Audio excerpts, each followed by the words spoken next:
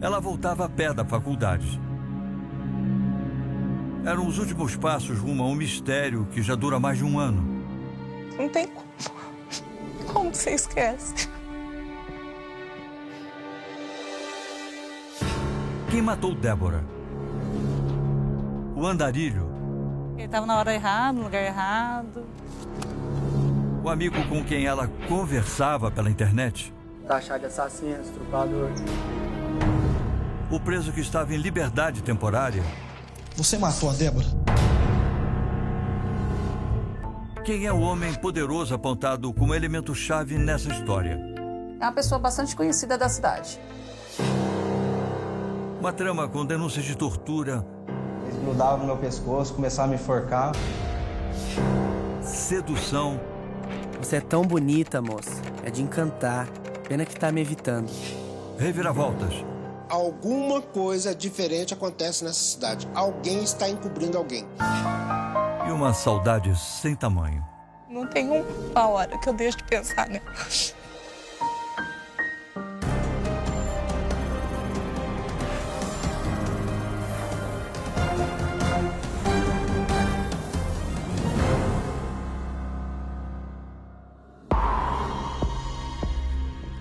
Boa noite. Sabe aquele aperto no coração que todo pai sente quando o filho demora a voltar para casa?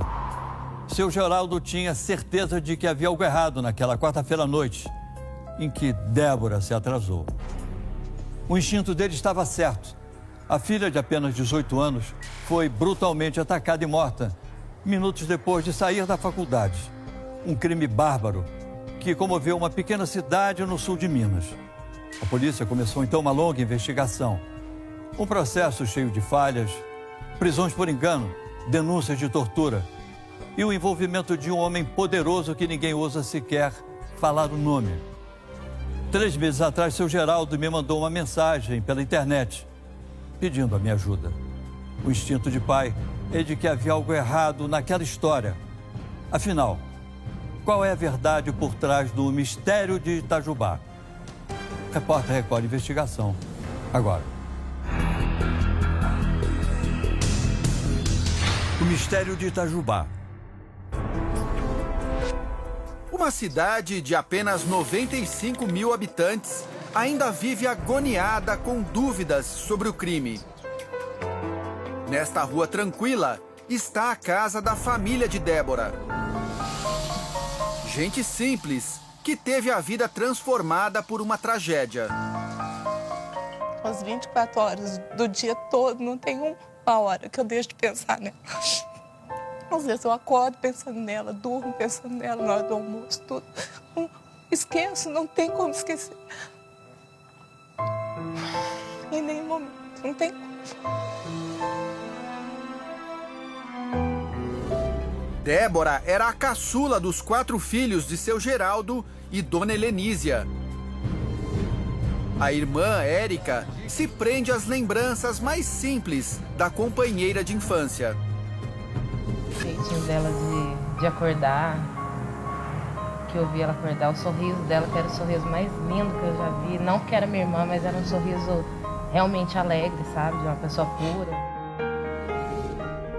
Para o pai, ela era mais que uma filha, era conselheira. Quando às vezes eu precisava até tirar alguma... Por causa dos outros filhos, eu ia conversar, eu ia atrás dela. Falava, Débora, o que você acha que eu faço? Isso.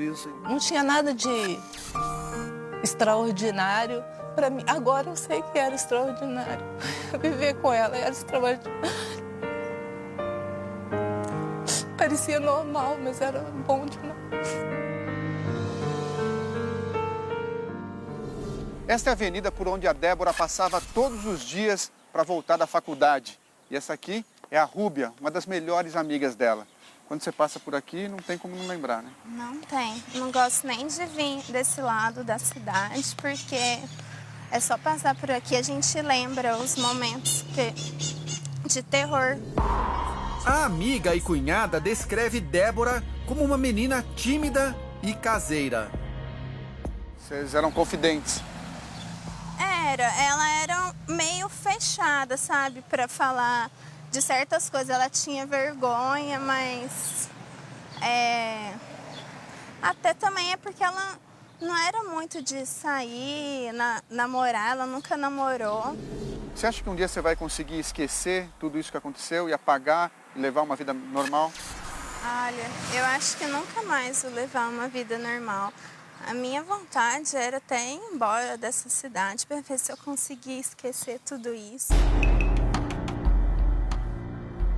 Mas afinal, quem era Débora? E qual é o crime por trás de tanta tristeza? As lembranças daquele 14 de agosto de 2013 sempre voltam como um tormento para muitos moradores, principalmente quando o dia termina. Na última noite, Débora veio assistir às aulas aqui na Universidade Federal de Itajubá. Ela estava no segundo semestre do curso de Sistemas da Informação. Naquele dia, resolveu ir embora para casa mais cedo, antes do fim das aulas, e saiu por este caminho. 9 da noite, Débora sai mais cedo da Unifei. Ela diz às colegas que está gripada e sentindo muito frio. O campus fica a cerca de 2 quilômetros da casa do pai, para onde ela iria naquela noite. Nesta entrevista, dada há 2 meses, o pai explica que a estudante fez um caminho diferente do habitual. Ela passava pela outra rua. Então, esse foi um percurso que ela fez porque ela estava gripada, ela estava com febre. E aquele dia era um dia frio, um dia gelado. A câmera de um prédio mostra a jovem andando sozinha na rua. O circuito de segurança desta pizzaria também registrou a passagem de Débora. Neste ponto, ela já estava a poucos metros de casa. A estudante aparece atravessando a rua. Foi a última imagem dela, ainda com vida. A mãe estranha o fato de Débora não ter dado notícias e resolve ligar para o pai da garota, por volta das 11 da noite. Seu Geraldo também não sabe onde está a filha. Aqui ela não tá, não. Não, pera, não. Mas... À meia-noite, o pai da universitária se cansa de esperar. Vai até uma base da Polícia Militar para informar sobre o sumiço da filha. Mas os PMs de plantão não acreditam em desaparecimento. Por ser véspera de feriado, eles dizem a seu Geraldo que Débora deveria estar participando de uma das várias festas que aconteciam na cidade. A reação da PM é o primeiro de uma série de erros que marcam o mistério de Itajubá. O próximo passo do pai foi procurar a ajuda da Polícia Civil. Mas, de novo, nada foi feito. Naquela noite, o pai de Débora também esteve aqui, na delegacia da cidade, que estava fechada. Assustado e sem ter a quem recorrer, ele procurou um amigo ligado à prefeitura da cidade. Só às 7h30 da manhã de quinta-feira, depois de uma ordem do prefeito, um investigador de polícia civil começa a procurar por Débora. Ele faz buscas nos arredores da Unifei, mas não encontra qualquer vestígio da estudante. O campus não possui câmeras de segurança, nem controle de entrada e saída dos alunos. No fim da manhã, a irmã de Débora se junta à equipe de buscas. Eles continuam procurando sem sucesso. Pouco tempo depois, surgiria a primeira pista. A essa altura, Débora já está desaparecida há pelo menos 14 horas. Depois da insistência da família com a Polícia Militar e com a Polícia Civil, começa finalmente a investigação. Logo surge um suspeito, esse homem, e junto com ele, a notícia que todos temiam. Suspeito número 1, o andarilho. O primeiro suspeito do crime foi preso neste terreno na manhã seguinte. Um andarilho que usava este espaço para dormir e comer. Na mochila dele a polícia encontrou roupas íntimas de mulher. O terreno fica bem ao lado da casa, onde o corpo de Débora seria encontrado minutos depois. Após suspeitarem do andarilho, os policiais decidem entrar em uma casa em obras, a apenas 70 metros de onde mora o pai de Débora. No segundo andar, eles descobrem a cena chocante. Débora está morta. No corpo havia marcas de espancamento e violência sexual. Nas roupas, vestígios de sêmen, provavelmente do homem que a matou. Peritos afirmam que a estudante foi estrangulada com um fio de telefone. A jovem estava vestida, mas sem as peças íntimas. Imediatamente, os policiais voltam a vasculhar a mochila do andarilho. A irmã de Débora reconhece uma das peças como sendo da jovem assassinada. O andarilho é detido, levado para a delegacia e apontado como suspeito do crime. Dias depois, a polícia declara que o caso está encerrado. O homem preso era Renato Carlos Custódio, de 37 anos. O desempregado ficou mais de um mês no presídio. Durante todo esse tempo, negou que tivesse qualquer ligação com a morte de Débora. Ele sempre tentava provar a inocência dele, né? Que ele estava na hora errada, no lugar errado. Noemi é cunhada de Renato. Ela diz que o andarilho chegou a ser forçado a confessar o crime. Então, ele contou que apanhou bastante lá na delegacia, que os policiais bateram nele. Ele não confessou? Não contou? Não. Em depoimento, Renato disse que costumava ir até o terreno baldio para buscar terra preta, porque fazia bicos como jardineiro. O suspeito garantiu que não conhecia Débora, nem a família dela, e que as calcinhas encontradas na mochila não pertenciam a ele. Enquanto o andarilho estava preso, a polícia colheu material genético dele para a realização de um exame de DNA. O resultado surpreendeu os investigadores. Não havia indícios de participação de Renato no estupro de Débora. Mas a evidência decisiva para inocentar o suspeito veio 45 dias depois do crime.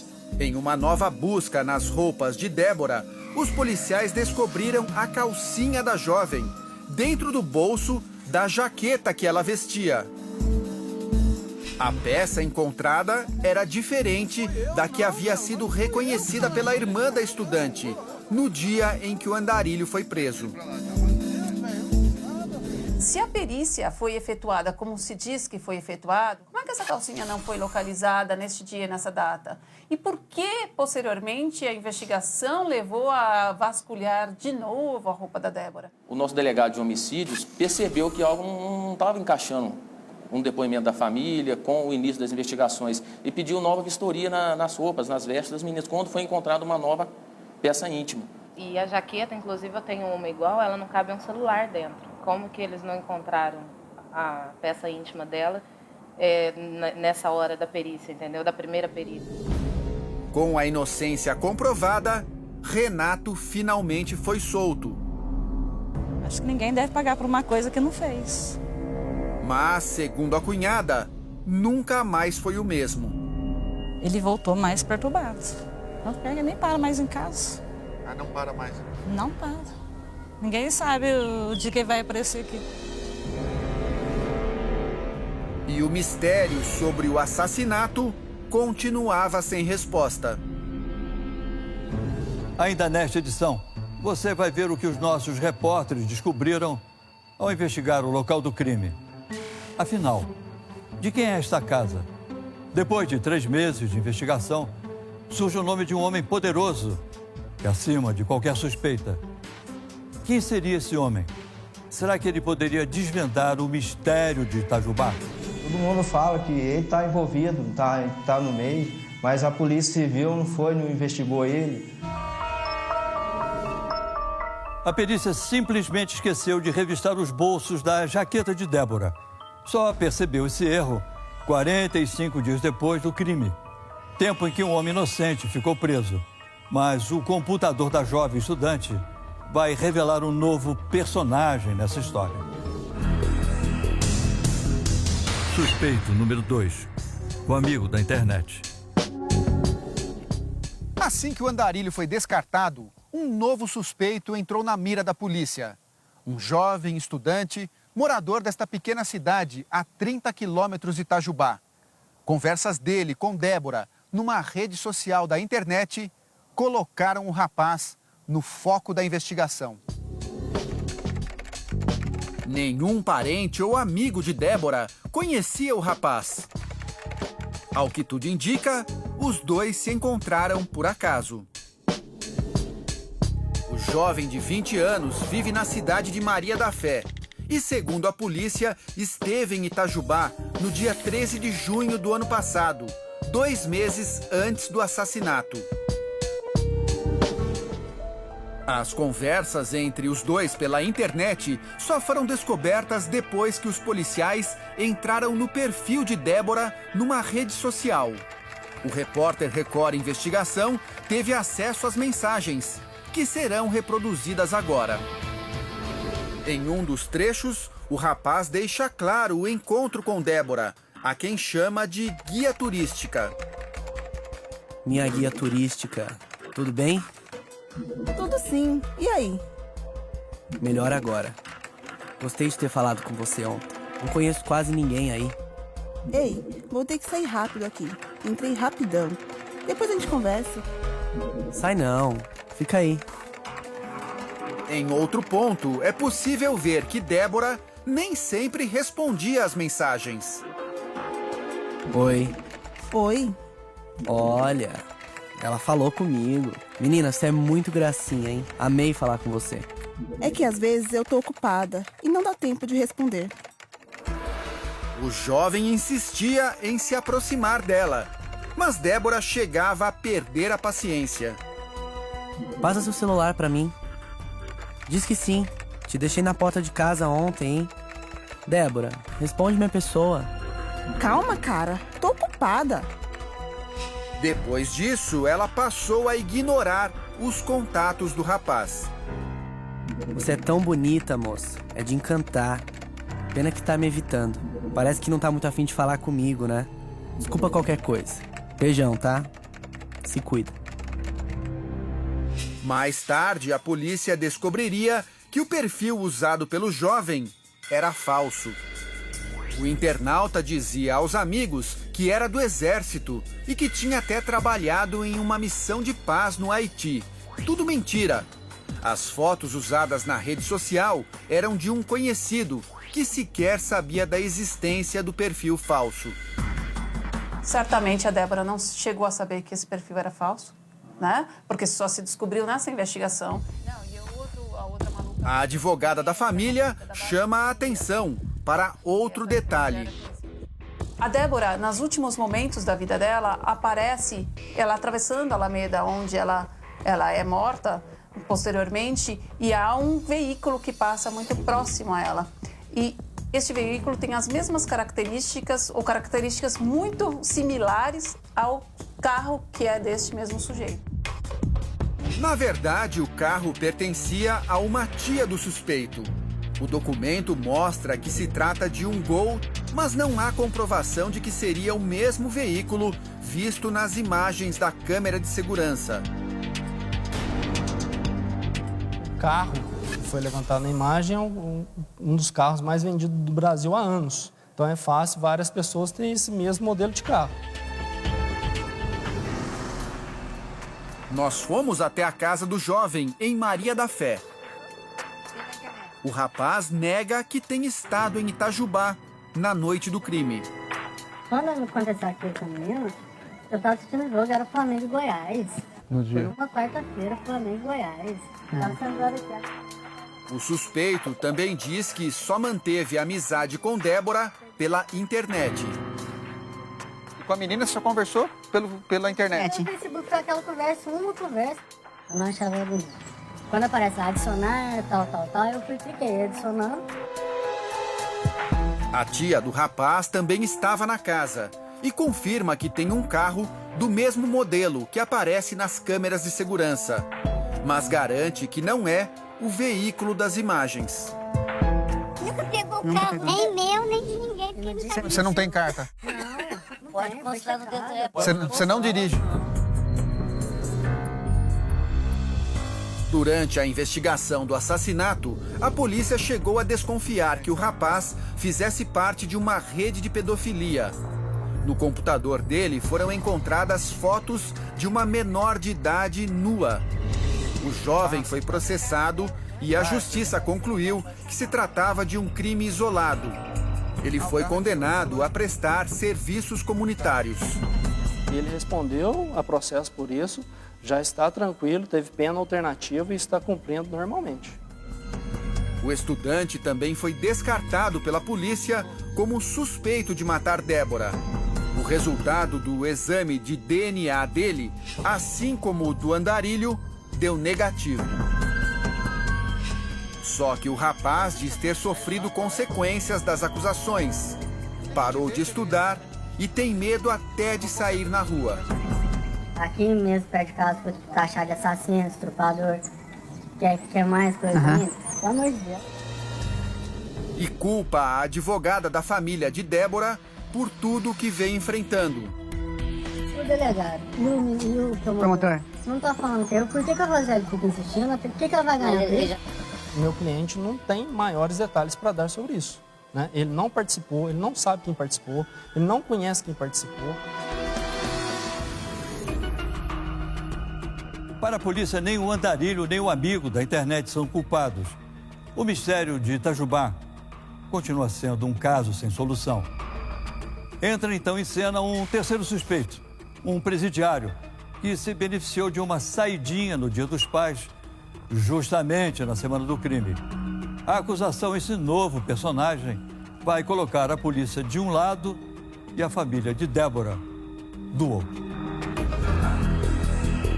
Suspeito número 3, o presidiário.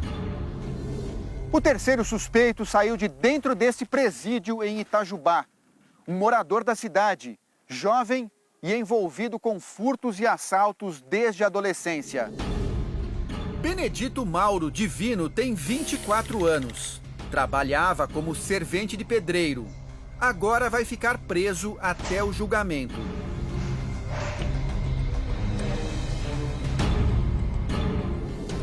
Em agosto de 2013, Benedito cumpria a pena por furto, mas foi solto em saída temporária do Dia dos Pais, justamente na semana em que Débora morreu. Ele deixou a cadeia no dia 10, 4 dias antes do crime, e só voltou no dia 16, 2 dias após o assassinato. Em setembro do ano passado, um mês após a morte de Débora, Benedito conseguiu a liberdade condicional, mas não demorou muito para ser preso de novo. Em outubro, foi acusado de assaltar e estuprar outra mulher, também em Itajubá. Foi aí que o delegado suspeitou do envolvimento dele na morte de Débora. Nós pedimos a prisão temporária dele e também, pela similitude, colhemos o material genético dele. O exame de DNA, feito em Belo Horizonte, aponta que foi identificado o perfil de Benedito Mauro Divino. Mas esse laudo ainda vai dar o que falar, como você vai ver daqui a pouco. Com o resultado, a polícia não teve dúvidas de que Benedito era mesmo o assassino de Débora. A partir do momento que chegou o exame DNA, deu a comparação que ele participou, nós efetivamos mais um pedido de prisão e trouxemos ele para cá e ele confessou com riqueza de detalhes. O repórter Record Investigação teve acesso a vídeos e transcrições dos depoimentos de Benedito. Eu sou um monstro, senhor. Acabei com a minha família, minha família inteira agora vai ser humilhada por causa de mim, entendeu, doutor? Neste documento anexado ao inquérito, o acusado diz que na manhã do dia 14, pegou sua bicicleta e saiu para cometer furtos. Ele teria entrado na casa em obras depois de ver uma escada encostada no muro. Mas como havia muito movimento na rua, decidiu que retornaria durante a noite para pegar alguma coisa. Ainda segundo o depoimento, eram mais de 9 horas da noite quando Benedito abriu o portão e avistou que uma moça estava subindo a rua. A moça seria Débora, que voltava para casa depois de sair mais cedo da universidade. Quando ela passa em frente à casa, ele agarra e joga para dentro da casa, fecha o portão. De início, ele afirma que queria apenas praticar o assalto. Não curto, mas depois ela reagiu um pouquinho, mas ela machucou a boca, que abaixou. Essa gravação, feita pela polícia, é considerada a principal prova contra Benedito. O acusado diz aos policiais que estava sob efeito de drogas naquela noite. Ele conta também que se assustou com o movimento de carros na rua. Depois que ela entrou pra dentro, ela ficou de boa. Aí o carro começou a passar. Ela falou, espera, então eu vou roubar o celular só. Já solta você. Aí ela até começou a gritar. Intimidado pelos gritos de Débora, Benedito teria levado a estudante para o andar de cima da casa. Ele diz pra gente que subiu com essa moça porque a rua estava ainda um pouco movimentada, falando para ela, ó, você vai ficar aqui, e ali ele resolveu praticar a violência sexual. O estupro teria acontecido no segundo andar.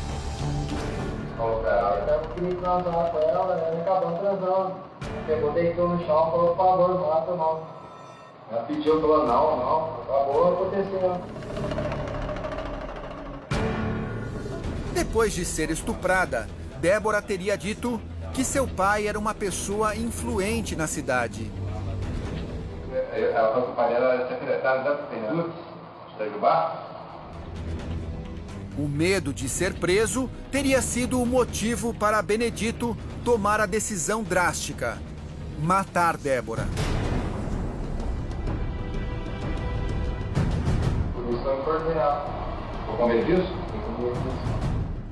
Benedito conta que, em seguida, fugiu do local.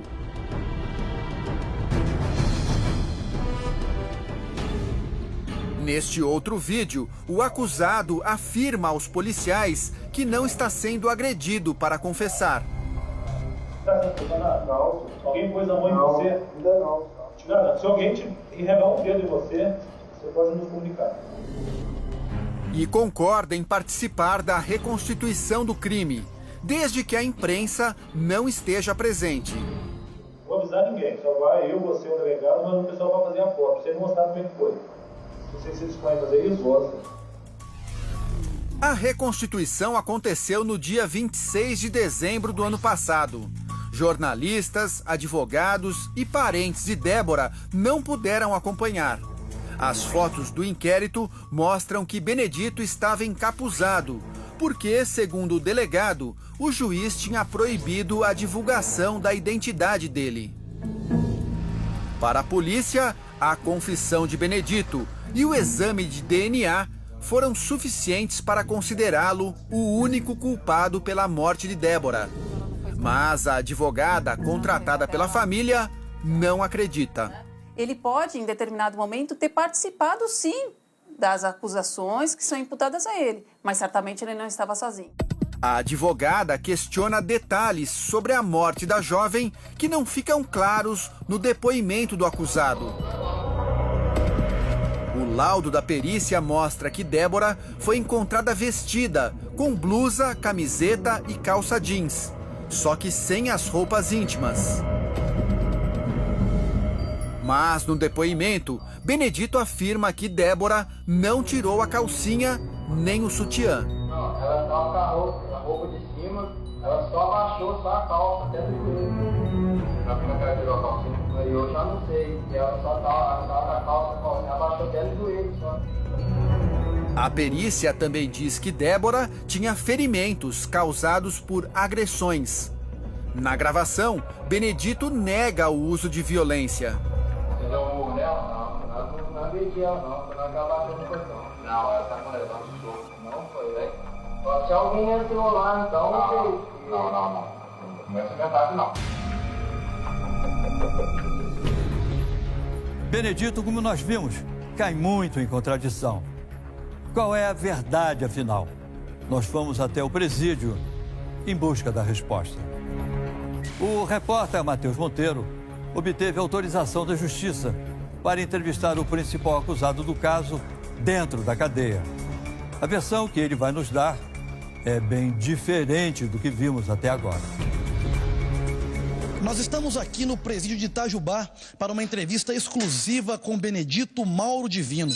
Ele é o único acusado pela polícia do assassinato da estudante Débora Oliveira em agosto do ano passado. Esta é a primeira vez que Benedito falará sobre o caso com uma equipe de reportagem. Antes de entrar no pavilhão, toda a equipe é revistada pelos agentes penitenciários. Uma medida de segurança para quem acessa um presídio que abriga 550 detentos.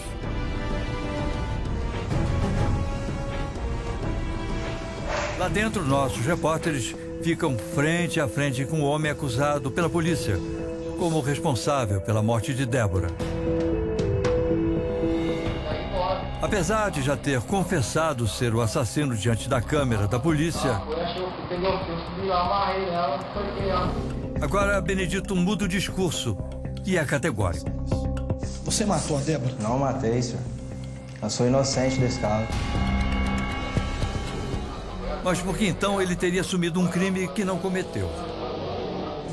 O delegado levou lá em cima, lá, falou que eu tinha que assumir o crime e começou a me torturar, ele, mas dois detetives. O detento descreve as agressões que teria sofrido. Me deram bicuda, murro, eles grudavam no meu pescoço, começaram a me enforcar, levei até choque lá do detetive. Quando mais eu negava, mais eu apanhava. Tá sendo pressionado? Não. Alguém pôs a mão em você? Ainda não. Ele diz que foi obrigado a assumir o crime por um motivo. Porque ele estava querendo acabar com a minha vida para proteger alguém. Ele está protegendo alguém. Ainda nesta edição, você vai saber quem é a pessoa acusada pelo detento de estar sendo protegida pelo delegado. Para se defender, Benedito afirma: a polícia jamais deixaria que ele passasse a noite na região onde Débora foi morta. Porque quando eu vou para a cidade, a polícia já para eu, né, senhor? Pensando que eu vou furtar alguma coisa. E ali tem uma câmera também que filmava tudo ali, com os carros subindo, na hora que ela passou. E a câmera não me filmou passando ali, entendeu, senhor? E diz que ficou todo o tempo em liberdade ao lado da família. Quem estava com você? Minha família, meu pai, meu irmão. Nós conversamos com o pai de Benedito. Seu João mora em um lugar simples, em meio às montanhas, na periferia de Itajubá. Ele dormiu todos os dias com o senhor? Todo dia comigo em casa. E naquela noite do crime? Ele estava em casa comigo. Eu estava na cidade, e veio, tomou banho, e fiquei em casa assistindo televisão, só eu com ele só. De roubar é roubo. De roubar, arrumar coisa, outra é pra droga. Usar pra droga só, pra pedra. Mas matar? Não, matar eu tenho certeza. Eu ponho minha mão no fogo. Para ele, a reconstituição do crime feita no final do ano passado não passou de uma farsa.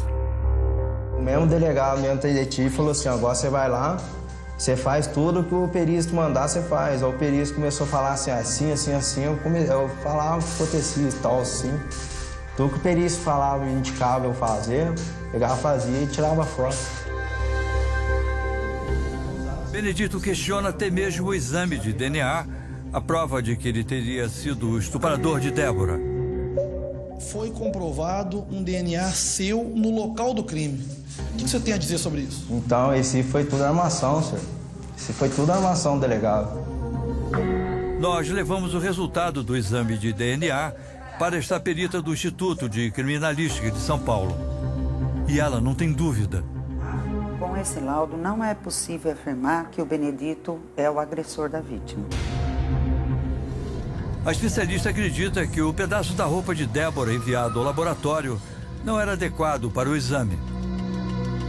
Além disso, para ela, não se pode concluir que Benedito é o assassino apenas com análise do cromossoma Y, como fez a polícia de Itajubá. O cromossomo Y faz parte de um elemento da família, mas você não sabe de quais dos homens da família pertence àquele material. Então, aquele sêmen, aquela mancha de sêmen do fragmento, com o cromossomo Y, está dizendo que pode ser do pai, do filho, do irmão e não dele. Por que você resolveu contar isso? Porque foi a verdade, eles me torturaram. Você não tem medo hoje dessas pessoas que te agrediram? Ah, medo eu tenho, senhor. Eu sair da cadeia e eles querer dar um fim em mim. Se alguém te revelar um dedo em você, você pode nos comunicar. Também, bom?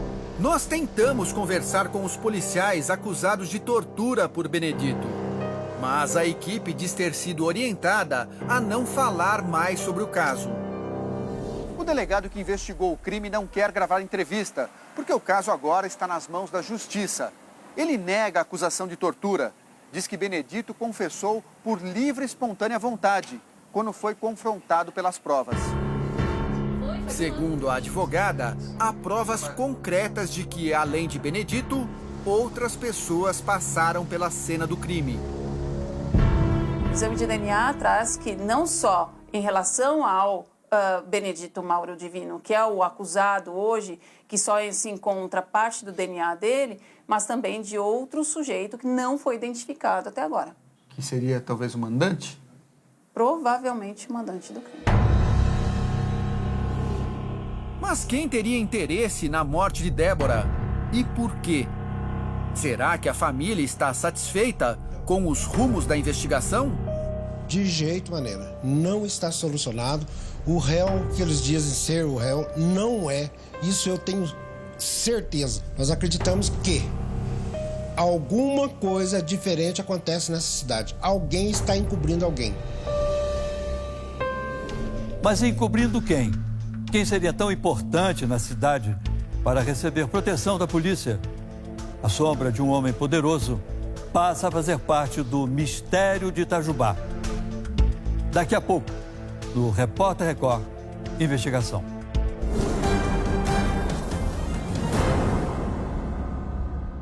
Os pais de Débora acham que a polícia deveria investigar mais um suspeito. Um homem poderoso e influente na cidade. Ele estava querendo acabar com a minha vida para proteger alguém. Ele está protegendo alguém. É uma pessoa bastante conhecida da cidade. É uma pessoa importante e que passou a se defender sem mesmo ter sido relacionada formalmente no processo. Para a família, existe ainda um quarto suspeito, que nunca foi levado em consideração e nem investigado pela polícia. O dono da casa, o único que teria as chaves do imóvel. Suspeito número 4, o filho do juiz. O quarto suspeito seria um advogado muito conhecido em Itajubá e filho de um juiz da cidade. Quem faz a acusação é Benedito, o detento apontado pela polícia como o assassino de Débora. Tenho certeza que o filho do juiz está envolvido nesse crime e eles não estão querendo investigar ele por causa de ser filho de juiz. Ele está acabando caindo em cima de mim, mas eu sou inocente. Benedito afirma que foi torturado na cadeia e obrigado a confessar o crime para encobrir o verdadeiro culpado. Todo mundo fala que ele está envolvido, está no meio, mas a Polícia Civil não investigou ele, não fez nada com ele, por causa de ser filho de juiz. Mas comigo pegaram eu, me trouxeram, me bateram em mim. O acusado garante, ouviu essa versão dos próprios policiais que investigam o caso. Ele falou para mim que o filho do juiz estava sendo acusado. Aí eu falei para ele, mas por que não foi interrogado ele também e tal? Ele falou assim, não interessa, sei que vai segurar o BO, pegar, fez eu assinar os papéis lá, dar um depoimento falso.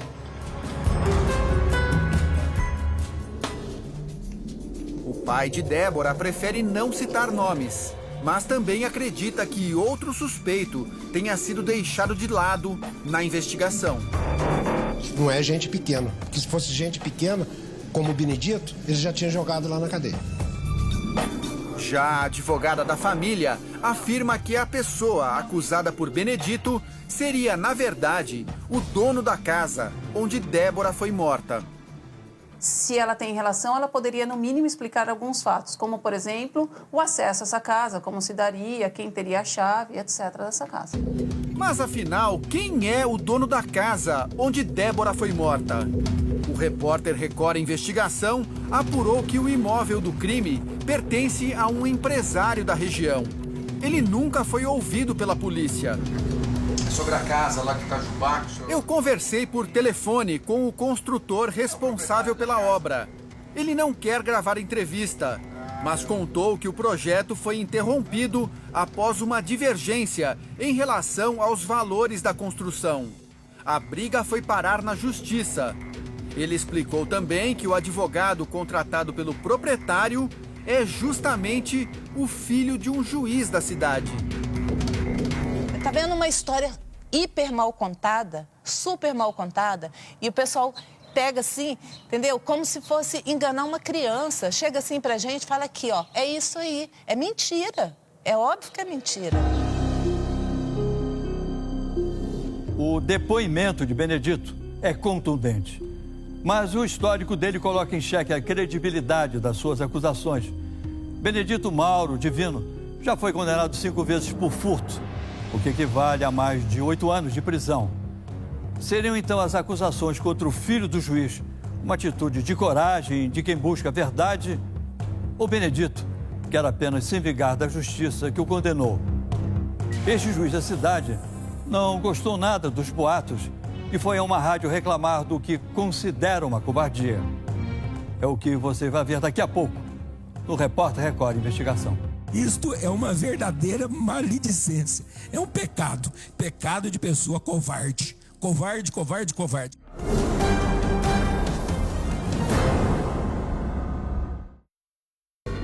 O homem acusado pela polícia de matar a jovem Débora Oliveira faz uma acusação grave. Eu tenho certeza que o filho do juiz está envolvido nesse crime. O que eu posso garantir... O juiz Willis Vilas Boas, que trabalha em Itajubá, decidiu se manifestar publicamente sobre o caso. Em entrevista à Rádio Panorama, publicada na internet, o magistrado nega que o filho de qualquer juiz da cidade esteja ligado à morte de Débora. Eu lanço um desafio para toda a população de Itajubá, me trazer uma prova, levar lá no fórum de Itajubá uma prova, falando o juiz o filho do juiz, fulano de tal, está envolvido nisso, por isso, por isso, por isso. Que nós vamos mandar tomar todas as providências, doa quem doer. O repórter Record Investigação procurou o advogado acusado por Benedito de ser o autor do crime, mas ele não quis gravar entrevista. Pode mencionar o nome? Por enquanto a gente não tiver formalmente um inquérito, eu não posso citar o nome. Os policiais acusados por Benedito de proteger o advogado também preferiram não se manifestar sobre o assunto. Enquanto isso, a troca de acusações na cidade continuou. Essa pessoa foi relacionada por nós, da assistência da acusação. Foi pedido ao juiz que ela fosse ouvida num inquérito que corre em paralelo ao processo que tramita para apurar a morte da Débora, mas até agora ela não foi ouvida. Isto é uma verdadeira maledicência. É um pecado. Pecado de pessoa covarde. Covarde, covarde, covarde. 2 suspeitos descartados, um acusado que jura inocência e a reclamação de que a investigação deixou de incluir uma pessoa importante no caso. A dor da família de Débora já dura exatos 432 dias. Esquecer nunca, né? A gente não vai conseguir esquecer nunca. Parece que nunca mais eu vou conseguir ser plenamente feliz, porque sempre vai estar faltando ela aqui do meu lado.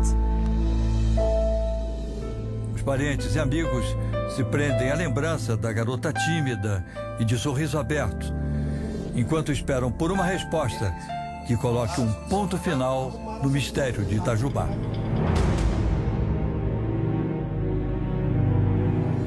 O repórter Record Investigação vai continuar a acompanhar esse caso.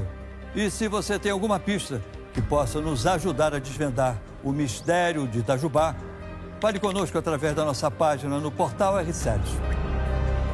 Boa noite e até semana que vem com mais um Repórter Record Investigação.